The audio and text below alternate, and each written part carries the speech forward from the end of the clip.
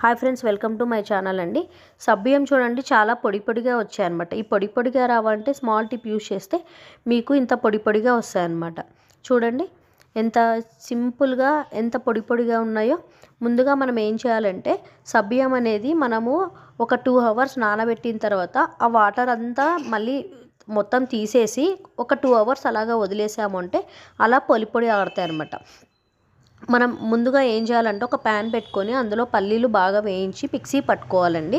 తర్వాత అదే ప్యాన్లో మనం కొద్దిగా ఆయిల్ వేసి దాంట్లో కావలసిన మనం పల్లీలు, కాజు బాగా వేయించి మనం పక్కన పెట్టుకోవాలి.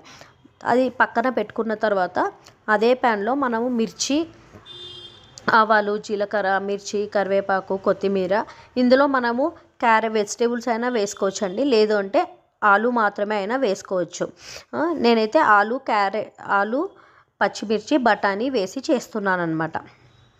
ఇప్పుడు పచ్చి బఠానీ బాగా దొరుకుతున్నాయి కదండి, అందుకే పచ్చి బఠానీ కూడా వేసుకోవచ్చు అనమాట. చూడండి ఇలా బాగా సిమ్లో పెట్టుకొని ఇవన్నీ బాగా వేయించాలి. ఆలు బాగా వేగేంత వరకు వేయించాలి. వేయించిన తర్వాత అందులో మనము కొద్దిగా వేగిన తర్వాత అందులో కొద్దిగా సాల్ట్, కొద్దిగా పసుపు అన్నీ వేసి వేయించిన తర్వాత చూడండి సబ్బియ్యం మనం చూడండి ఎంత పొడి పొడి ఆడుతుందో.